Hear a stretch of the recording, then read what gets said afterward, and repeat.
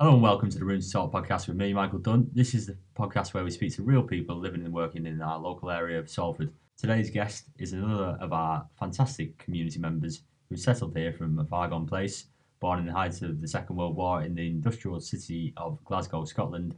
Thomas Curren went on to live a remarkable life, and luckily for us, he's become just as remarkable of a storyteller.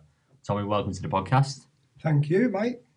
Through the research I can see, you've had such an eclectic range of hobbies, interests, and past occupations. It's very difficult to pin you down to one particular theme or sequence of events that you've experienced in life. There's a lot to unpick with a man like yourself, so I suppose the only place to start to get to grips with you and your stories from the beginning. Can you tell us about your start in life? My starting life, it was about 1940, on April the 24th, 6:20 in the morning, the day after the Germans had bombed the Clydeside. Mother said it was their fault that I was born. And I was about a year and a half old, and my mother was painting something in the house, and she was on a ladder, and I got on the ladder, apparently, and tried to follow her, and she tried to tell me to get down, and apparently I fell off, only about the height of a foot. But she come down, looked after me, such. But something happened then, and the next morning she tried to get me out of bed, and I couldn't stand properly.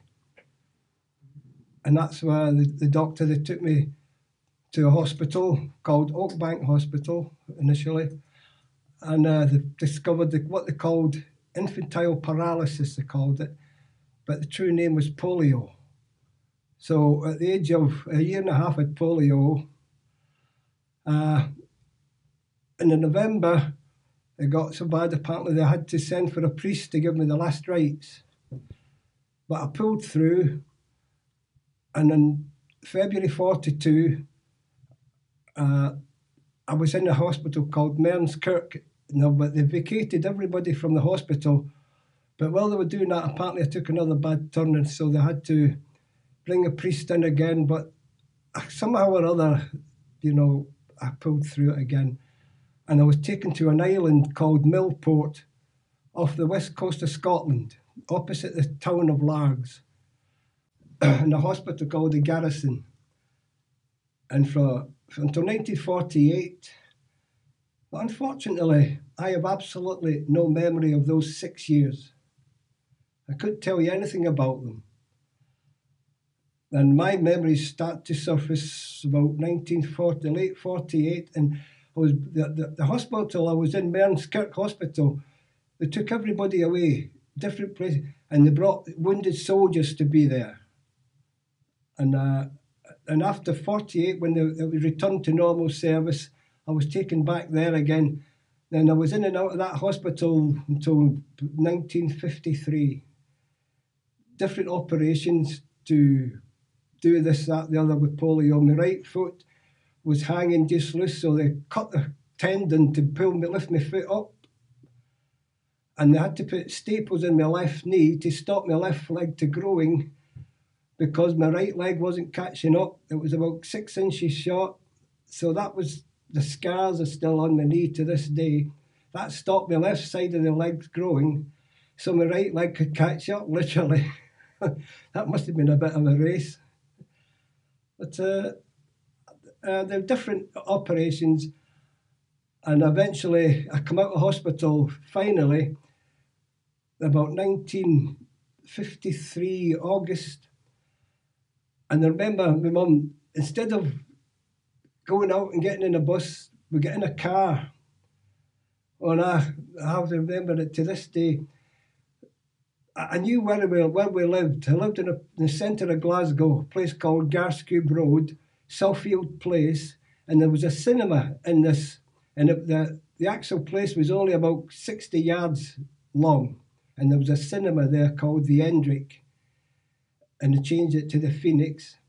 So, but I knew the road, Garscube Road, but we passed it, and we're going on, and I said, no, we're not going to another hospital, but no.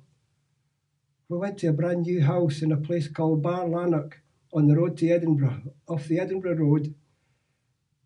And with the luxury, and the luxury was we had an inside toilet Because I remember the one in Glasgow, the centre, there was 4 different families shared the toilet, and the toilet paper was the News of the World, the Daily Record, or the Racing Record torn into strips. When you think about it, they just don't know look at the are nowadays, do they? No, no. So when you were in hospital growing up, was there any lack of hope for you? Did you like? Do you remember being a young? I know you said you don't remember very much of being on the island, but as you got a little bit older and you left just before your 13th birthday, did you ever feel any hopelessness or? Oh, at times, sometimes, a few times that like people didn't come and visit. I was only allowed to visit once a week in those days, and it was a Sunday afternoon.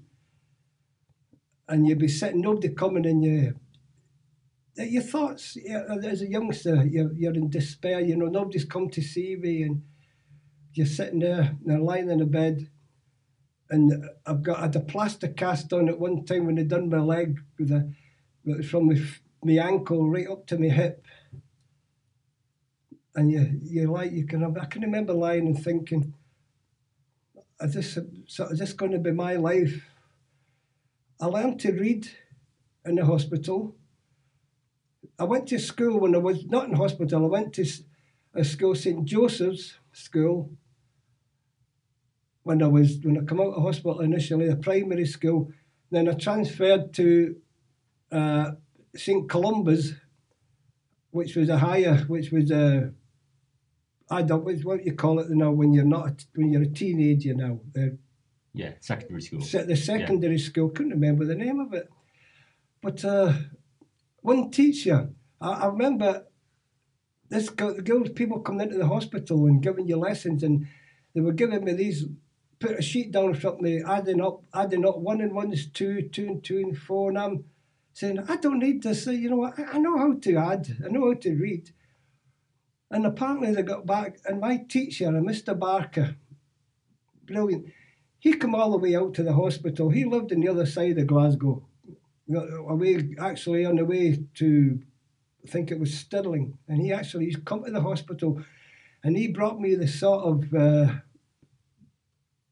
education, the papers, the sums, what we used to say, the long divisions, all that sort of stuff, geometry, history, and I become very, very good at that point now, because when you're lying in a hospital bed and you're not reading that, I did all this stuff. So I was beginning to learn an awful lot about the history, geography. So the solitude helped you to learn. The solitude actually taught me, because out of kids nowadays get an average of 10 years from the 5 to 15 or 60, whatever. And I worked out one time that my actual years in school comprised of about between 4.5 to 5.5. Yeah. If I was lucky.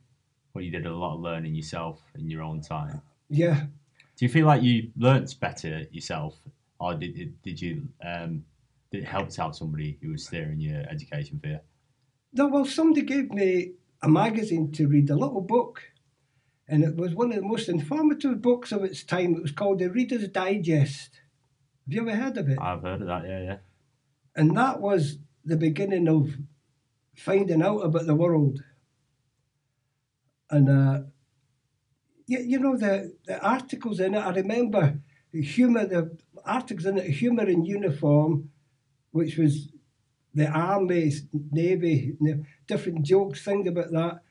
And they would take you off to different countries. People would go visit and put in articles in, like places like South America and Brazil, and places like that. They were just names, you hadn't a clue where they were. Seriously. And then you find out I could tell you the name of every country in South America, Central America, and 3/4 of the states of the United States and Canada and all that. Maybe probably wouldn't remember all of them now, but when you're young, it sort of sticks to you like a sponge, doesn't it? Yes, definitely. Yeah. So what was Glasgow like? Obviously, when you left the hospital, what was Glasgow like at that time? Oh, Glasgow was grimy, dirty buildings. There was Gascue Road, which continued up to a place called Maryhill. If you went down the bottom end, you went into the centre. Gascue Road ended up in Renfrew Street, and then you had all these different streets: Renfrew Street, Renfield Street, St Enoch Street, Buchanan Street, where all the one of the biggest stores in the world started in Buchanan. Fraser's started down there in Glasgow. Sucky Hall Street, the famous Sucky Hall Street. You walk down the other end of that, continued into what they call the boulevard. But the buildings, the one we lived in was a tenement. It was 4 stories. And it was 4 families in each landing, as they called them. And with one toilet between my family. I had 5 sisters and 2 brothers, my mum and dad. There was 10 of us living in literally a kitchen and bedroom, 2 rooms. And the big room was split into 2 with a curtain for the girls on one side and the boys on the other. And mum and dad slept in an alcove in the kitchen. By the Lordy. You wonder, people, when they're saying about hungry kids and such. And every other Friday, the priest used to come to our house, sit down, because he was a marvel that mother was feeding all of us. And then all of a sudden, there was an addition to 2 additions to the family. One of my auntie, my mother's sister, young sister, died suddenly. And she had 2 children, Jessie and Marion. And there was nobody else to take them in. So my mother took them in. So you had a family of 12? There was 12 of us. But shortly after that, I went back into hospital again. And this is when I come out for the last time. And we ended up in this new house. And then we were 12 of us in this new house in Barlarnock, number 4, Kintallen Road it was. And what was it that your parents did for an income? Well, my dad was an iron moulder. My dad was he was in the army initially, 1940, called up. Then he took an exam and he ended up in the Navy. And he was actually one of the participants of the Russian convoys that used to take goods and stuff round to Russia, right round the top of the world past Iceland. He was based for a while in Reykjavik in Iceland, and they would pick up all the goods that were going to Russia and such. And he never ever spoke about it until I got him down here one time, and when he started to tell me some of the stories about the things they had to do and going round there, the ships being torpedoed, and they weren't allowed to stop and pick people up. They had to keep going. And what the other sailors used to have a rope with their own, they'd tie knots in it, and they'd throw them over the side so anybody in the water could grab it so they could pull them up. But his experience, he never ever spoke until the later years. I think it kept it buried down. Oh yeah. Enough a lot of them did. Yeah. Enough a lot. They used to plough men in the sea, they had to go straight through them. Yeah. Must have been terrible. Oh, it was terrible for him. My mother said he used to have nightmares for quite a few years. Yeah. So, who were the major influences for you then growing up? Obviously, once you managed to relieve yourself from hospital. Oh, the whole family. The whole family. I took up swimming, and I had a very, very good friend called Jimmy McAllister. Now, he come out a couple of times to hospital when I got a bit older, but he started coming for me Saturday morning, 7 o'clock in the morning, and take me swimming to Northwood Road swimming baths. And there'd be swimming. And that's one of the guys that he was another brother. He got killed by a car crossing the road, coming to get me. Dodged a tram, run round the tram on Gascue Road, and the car coming up the inside, not very fast, but hit him. Geez, I've not thought of that for years. He's still a young man as well. Yeah, he was only 15, 14. And how did you cope at the time? At the time, I was in bits. I was in absolute bits. It wasn't my best. I saw it. I seen it. I just saw them running. I didn't know. I just heard somebody shouting something. God, I've not thought of that for years, Mike. something that's forgotten. You know, we just you're dreading up things here and there. Ooh, but we went to funeral. Lamb Hill Cemetery in Glasgow. That's where a very, very famous boxer is buried. Scottish boxer, a little flyweight. Can't remember his name now. But I remember that, plain as anything, yeah. So you'd had a lot of setbacks in your early life as well, with the polio and obviously losing your friend. Yeah. Going on from that, what was life like for you? What was your image of life? Did you still have aspirations of what you wanted to achieve out of life? Aye, believe it or not, when I used to have a caliper, and I took it off one day and I refused to put it back on again. And this is the day where you could run down the roads, and the tar on the road when the summer, when the tar was melting and bubbles, and you could get it stuck on you and all sorts. And I decided I'm not going to have that anymore. And my mother tried to make me put it on, but my dad said, no, leave him. If he thinks he can manage without it, leave him. Apparently, they got in touch with the doctor, and a Dr. Crawford. There was two of them, Dr. Guest and Dr. Crawford, who were the men, one for the polio up there. And I said, let him. He said, we need him to do that. We don't want him to be dependent on AIDS, anything like that. So I threw it away, and I started, could we run? If I go on a long walk, I struggled. Still do after a bit. But I'd struggle. I'd be always the last one in the pack if we were going anywhere. But my brother William always come back for me. Come on. Or if my sister Babs was there. Barbara's still alive and living in Glasgow, but William went to Australia, and unfortunately he passed away a few years ago. But he would look after me. My sister Hannah as well. And David, they all did.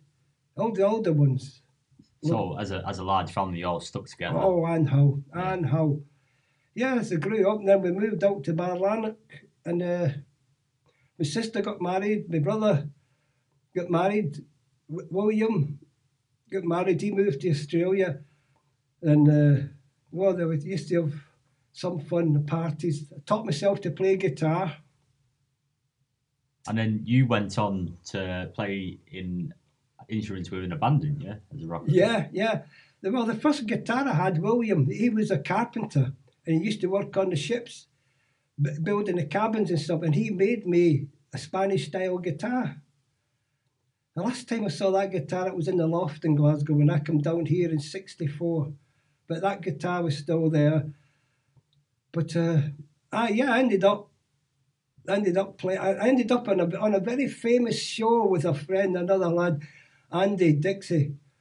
Piano. We played piano, and we played rhythm and blues. He played like what was his? That was not Fats Waller. What was the other? A walking to New York. What was the guy who used to sing that?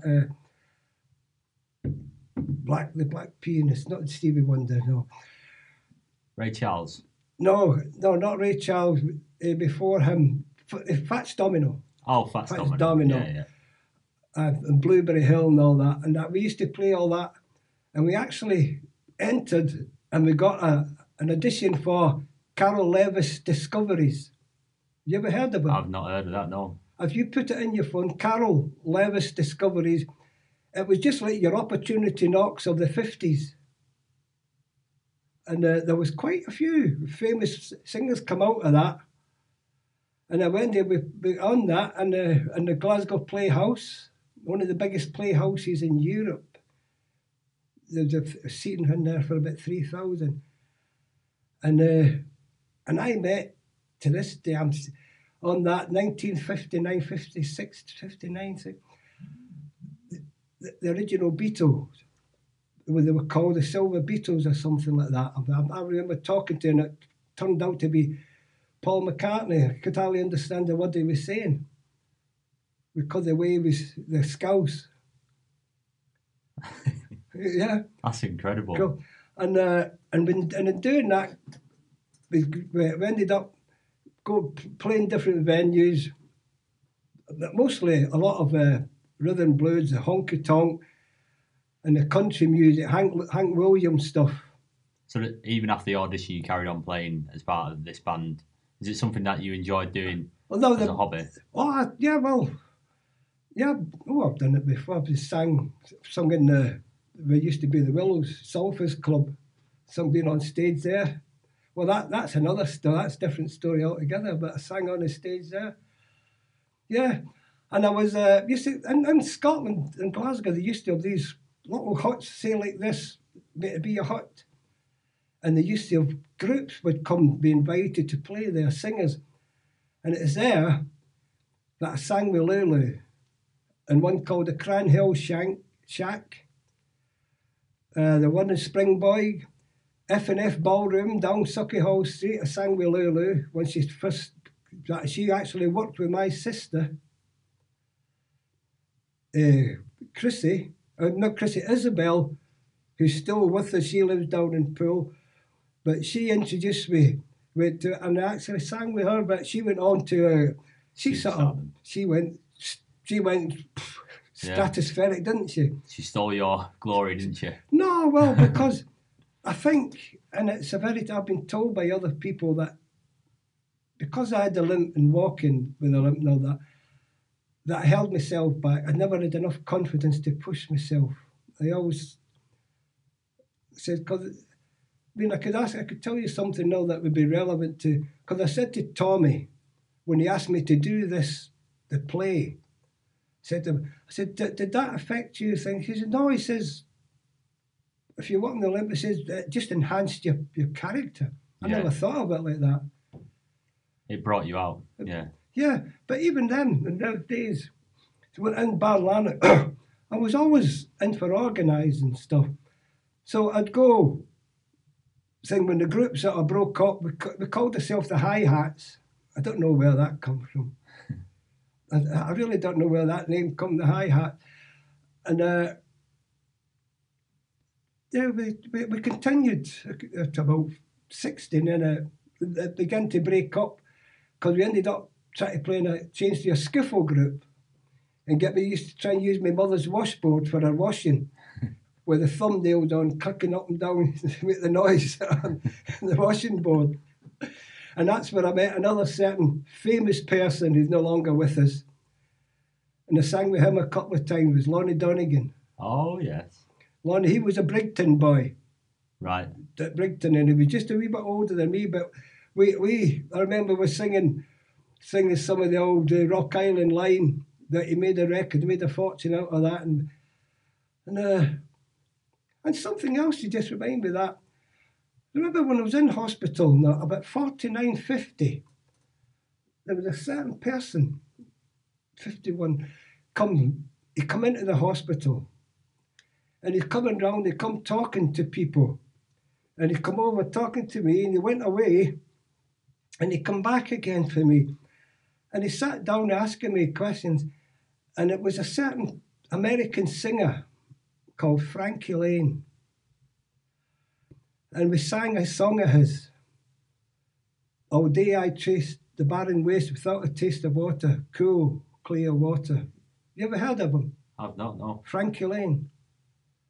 And he was quite famous at the time. Oh, he was brilliant. He loved Scotland. Yeah. Well, he lived until into his 90s. Right. Well, do you remember Wagon Train, the TV show? No. Wagon Train. No, it's a little bit before me, it sounds. No, but he was the one that sang the actual theme tunes for that. I see. And Rawhide. Do you remember Rawhide? No, Clint Eastwood originally started. Ah, right. Is that where he started? As a cowboy, yeah. Rawhide. Right. No. Well, Frankie Lane sang the music for that as well. Very, if you just put it on your phone after, you'll be amazed the amount of music stuff he was very, I'm sure, very... I'll probably recognise all that. So it's quite, when I think, well, with Lulu, Frankie Lane, I've had my picture taken with her. Somebody in Scotland, it was taken by the News of the World at the time. In somebody's archives, there's a picture of me singing with Frankie Lane, somebody's got it. I don't know if any of my nieces up in Glasgow have it. My sister Hannah had it, but she passed away. And that was, oh my goodness. I wonder where that is. I hope you're not wiping your bum with that news of the world, eh? Oh, no, that was put in a frame. Yeah. That was put in a frame, Yeah. that. Yeah. So what brought you down to Salford then? Love. Yeah? Well, we used to go to Isle of Man from Glasgow. And 1961 I went. The five of us went to Douglas. And we had a great time. We nearly got arrested 3 times. I wasn't a drinker.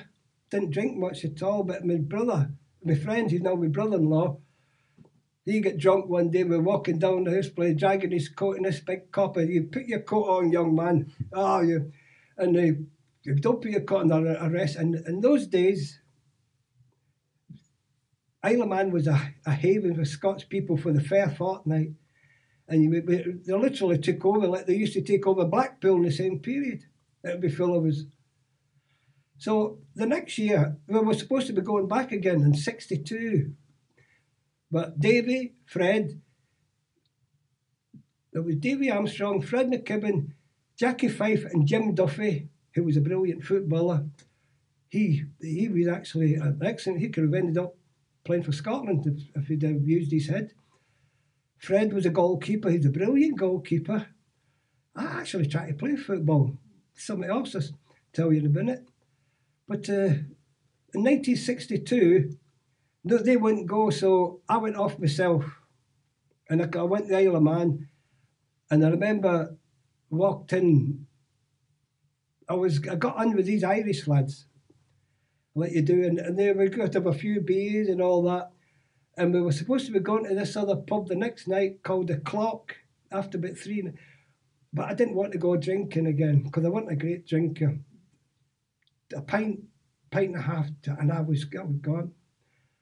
So I said, no, I'm going out somewhere. So I went to the ballroom. And the first night I went up there and I was singing, and I got up, the people singing, and it only got up and sang with the Hollies, Alan Clark and the Hollies. I sang in the Villa Marina with the Hollies, Alan Clark. Can you believe that? Yeah. And I went back the next night. Are you coming out with us? The Irish lad says, no.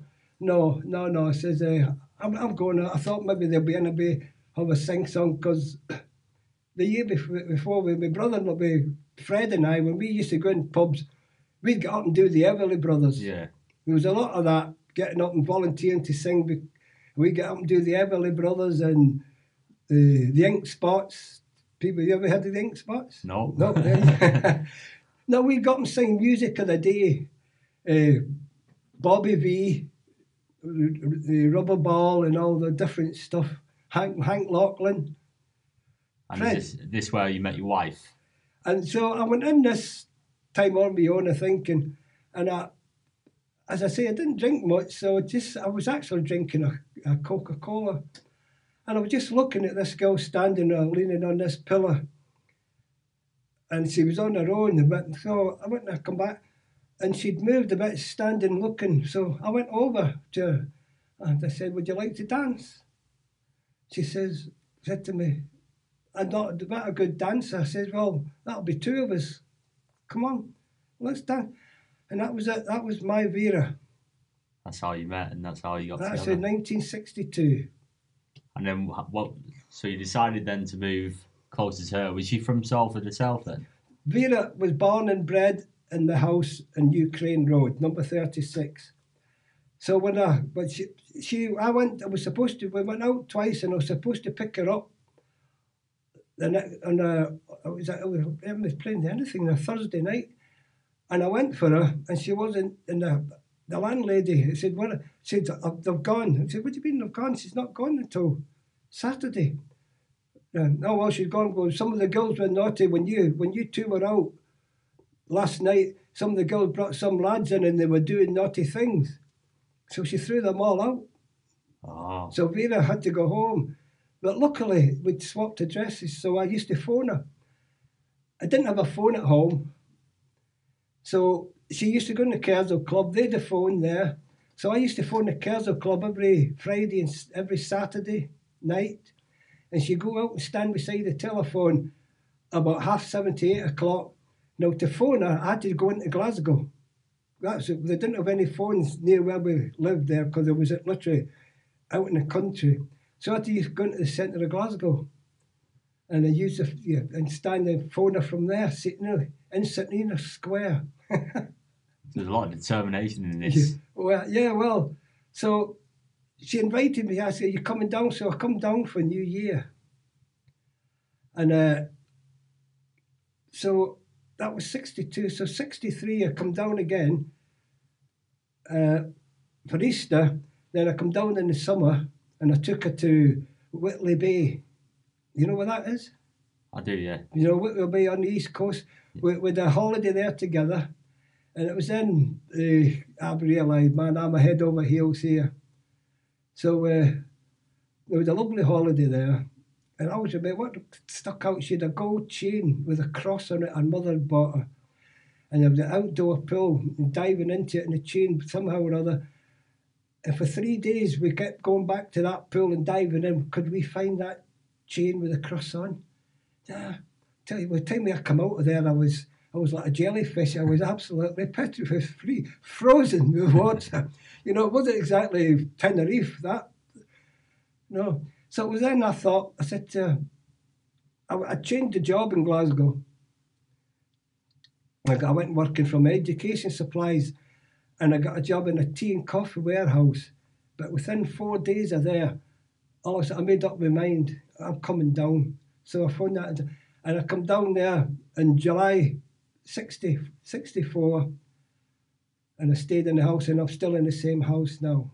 Incredible. Well, obviously, thinking about the time that we've got now, what I'd like to do is to bring you back in again in the future to discuss a lot more of your life because you've got such an expanse. But what I wanted to touch on right now, obviously, Vera is very special to you. You've lived with her since 1964 and you've recently lost her. Oh, and I know there's a point you would like to make and just discussing what it's like living with dementia. Yeah, well, the diagnosis of dementia was made. She'd actually.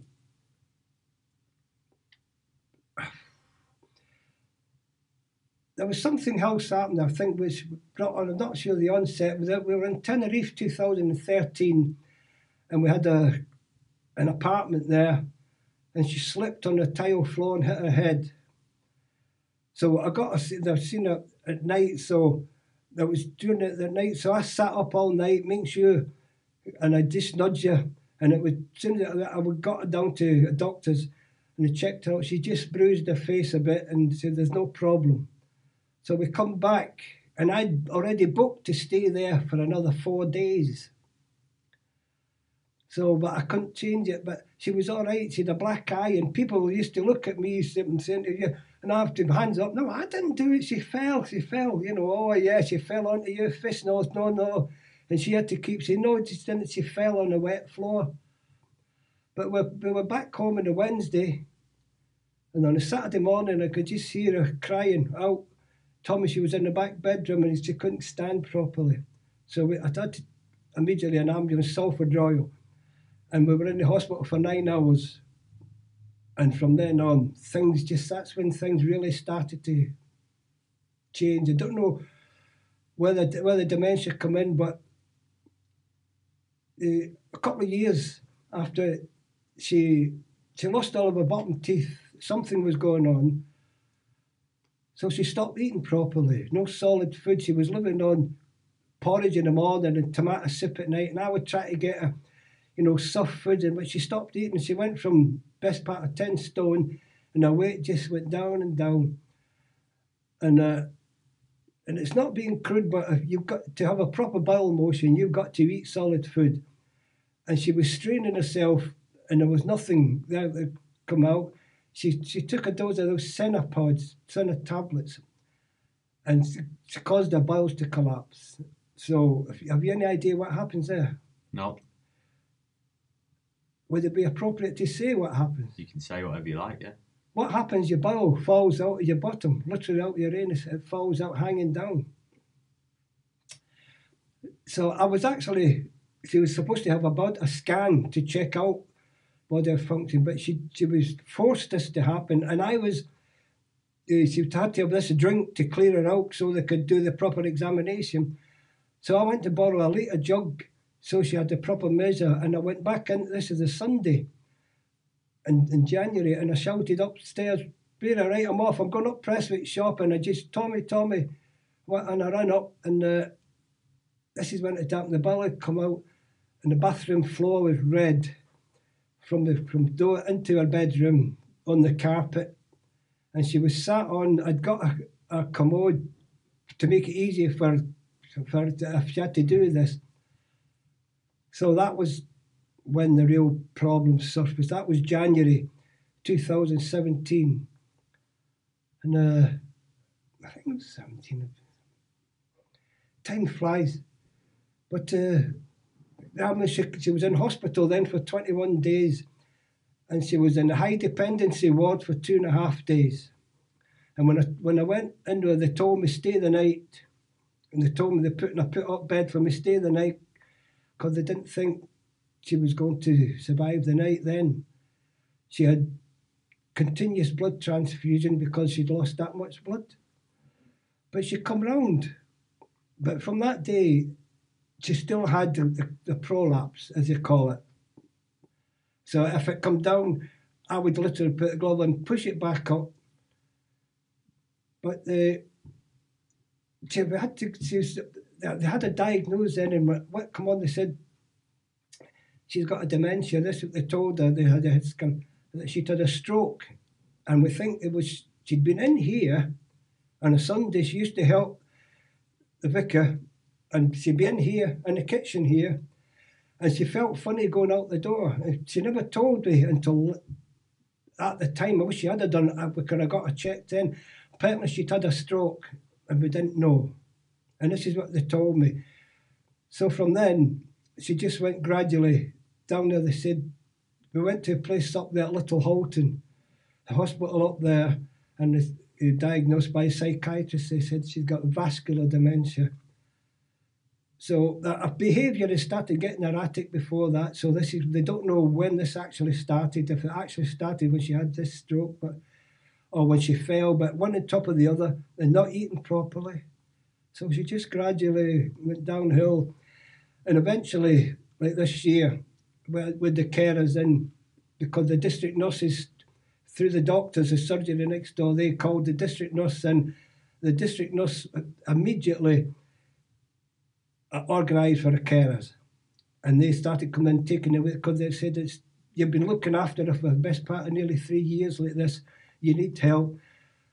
At the time, I was a bit resentful. You know, I don't need anybody's help. But then common sense prevailed, and you think, well, there are times when I'd get a call at 2 or 3 in the morning, she needed help, so I wasn't sleeping properly. And it took a very physical toll as well as an emotional toll on you. Oh, I wasn't eating properly either. I was buying these ready-made meals and stuff that easy to stick in the microwave, or, you know, a couple of fried eggs or something, and bread. Yeah. But it just culminated in, she was in the hospital twice this year, and March had to go in because she's had a bit of an attack again. But this last one, I phoned the doctor. I was looking every night. I went in one day and I said to her, I said, what's wrong, love? She said, such a look on her. She said, I'm lonely. Because of the virus, nobody could. Her nieces used to come every week. One to take a week about and come and talk to her and such. And they used to bring her sister down where she could sit outside and talk to her. But unfortunately, her sister Edith died prior to December. Christmas, we had a Christmas funeral for her sister Edith. And while we were leading up to that, her niece's husband, Linda, Peter, he died very suddenly. He'd just been to watch Salford playing in Moor Lane and walked to a restaurant up there at Whitefield and walking home with his missus, and he didn't feel well. She phoned an ambulance. He was gone, so we lost our mother, our sister rather, and then a brother-in-law, as you call it. And hearing all this news, then we lost another friend that you know very well, Peter Connor. Yeah. Peter, I've been to see us a few times as well. We lost Peter, and all these were getting to get to her. So and that last time she wasn't well, and I would go and sit with her at night then. Every night I'd sit with her on a Sunday, to take me dinner upstairs, sit with her. And I put Mrs. Brown Boys on. I bought her a television to put in the room with a DVD, and I got all the Mrs. Brown Boys DVDs, and I put them on, and she loved them, and she'd sit and laugh. She would watch the same episode time after time, and, you know. Enjoy it. Yeah. And I've actually still got those same recorded on. But I called the doctor on the 3rd of June. I said, she's just not been right the last few days. So the doctors, there's something happened prior to that. I don't know if it's relevant or if it's the sort of thing. When I called the health centre, the girl come on and I told her I need the doctor for my Vera. She said, well, I've got an appointment for Saturday. I said, that's no good. I said, I need somebody to see her now. She said, well, Saturday, that's the best. I said, but she needs to be seen now. She's not right. So this girl said, well, I said, well, that's no good. I said, you can do better than that. I said, we need to get a doctor. She said, well, I'm cutting this telephone call out. And she cut me off. Right. So I sat there for about half an hour. I thought, did I insult her? So I phoned up again. And the girl come on and I said, I'm sorry, did I upset you on the phone? She said, what do you mean? I said, oh, you weren't talking to me. And then she said, what's happened? So I told her. Oh, she said, hang on. I said, Vera Tattersall, she's under immediate care. Such. She organised a doctor within a minute. When I put the phone down, half an hour later, the doctor phoned. And I told her, and she said, oh, I said, upstairs. She said, well, take the phone upstairs, I can talk to Vera. So I went up there. But before she could talk to Vera, she says, could you put it closer to that of breathing?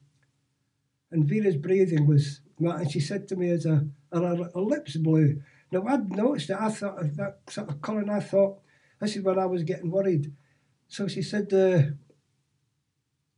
like, put the phone a bit closer to her. She said, I'm phoning an ambulance, Tom. So within 20 minutes, there was an ambulance at the door. And they took Vera out. And I got in the ambulance after it to talk to Vera. Are you okay, love? Look, but she couldn't talk to me. She had an oxygen mask on.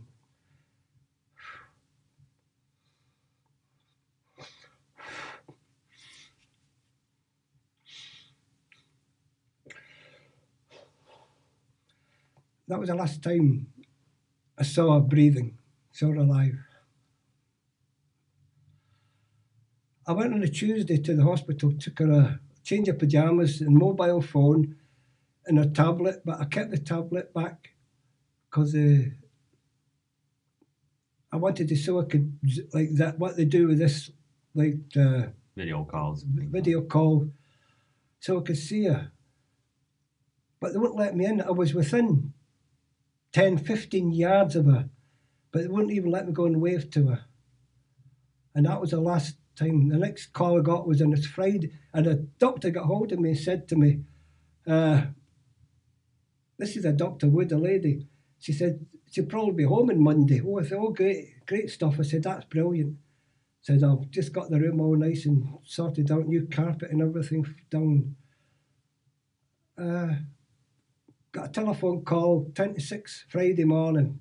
Can you come to hospital? Vera's not well, she's poorly. So I got up and I went in there and I went straight to her bed and she had the oxygen on and feeding, she was breathing and such, but I sat with her, held her hand, spoke to her, and after a bit, they brought a sandwich, a cup of tea for me. And this doctor was about 9:30. There was one, Chris Evans, the Dr. Evans, his name's Chris Evans, and I said to him at the time, Chris Evans, blimey, you're on the radio as well, are you doing this as well? He said, well, you're not the first one to say that. But he said to me, we don't know if she'll make it until midday, Tom, Mr. Curran, rather. So I'm just sitting there, and this time my stomach's beginning to turn, and I'm talking to her, and I'm holding her hand the whole time, and just once I just felt a slight pressure.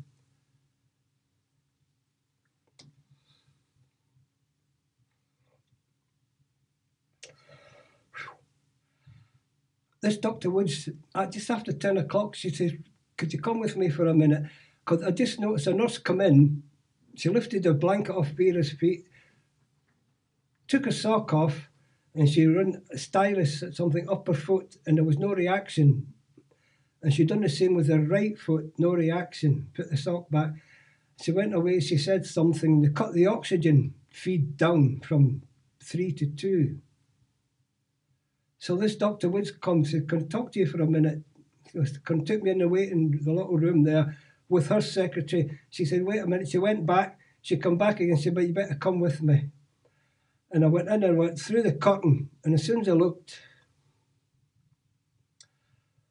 I knew my Vera had gone.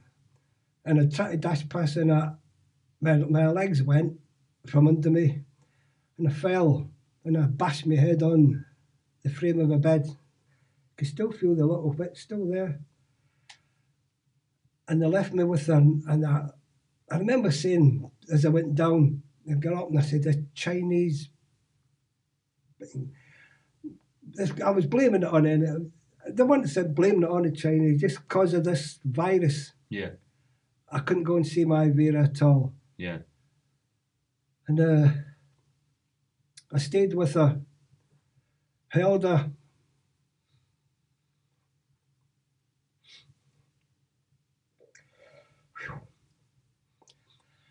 I sang one of her favourite songs, to A Beautiful Dreamer. Then you realise she wasn't dreaming, she's gone.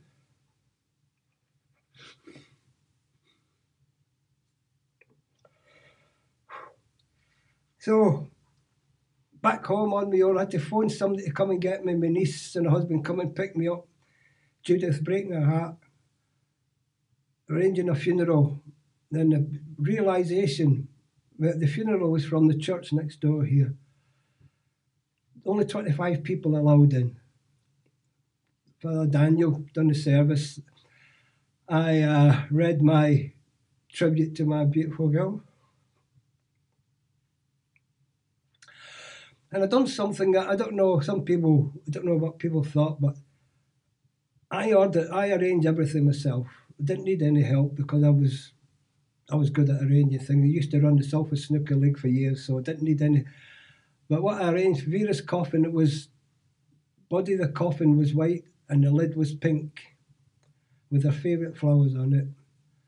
And for everybody who was in the church that day, I organised a pen with Vera's name, born 1941, past 2020, red, our favourite colour, Manchester United red.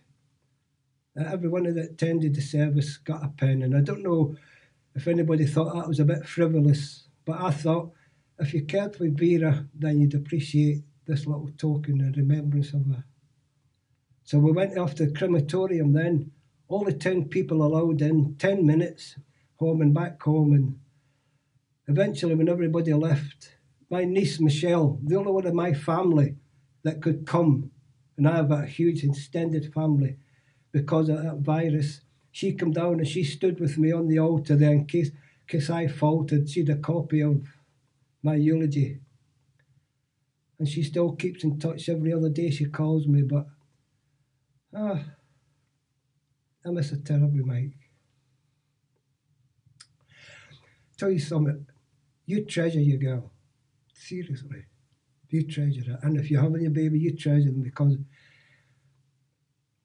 I lost 3 of my family up in Glasgow within a space of 7 weeks. My mother, my brother-in-law who I was staying with, and his wife, my sister.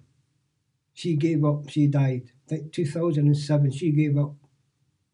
So the pain of those 3 wasn't quite the same.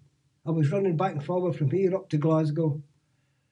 But in losing Vera, 58 years together. Nothing compares. No. Thank you, Tommy. Thank you for sharing that with us. Oof. Sorry for No, it's a beautiful story, and I'm sorry that you've had to deal with such difficulty in life, and I know you've dealt with it all with determination and overcome so many difficult things in life. Thanks for sitting in with us today and sharing a bit of your story. One other thing that you might call it your boss, your pal, your Tommy, he's bringing me back in the fold again because he told me he's missed me the last few years, different projects. So I am ready to go again, and I know I'll miss my girl. But we're going to give you one little. I am actually writing on my iPad a little story. I've not finished it. A few hints. It's just I could tell you a title if you'd be interested. Yeah, you can share it with us. It's going to be. It's called "Once Upon a Lonely Man." It will start with various, and then reflections of me going back and forward and carrying on, and it's going to end up on New Year's Day, about 2 o'clock in the morning, and something's going to happen. But I'm adding things in it. I'm already up to 3,500 words. So I just add little bits. I go back. I put a bit in here and there. So I look forward to reading that. it's called. That is Once Upon a Lonely Man. A play, a story, in the first, second, and third person, and it's reflections. I'll definitely read that, and I'm sure everyone listening would love to hear it. Once Upon a Lonely Man, Tommy Curran, thanks for sharing it, all your stories with us. I'd love to sit down with you again sometime soon. Oh, I could tell you a lot more. Thanks, Tommy.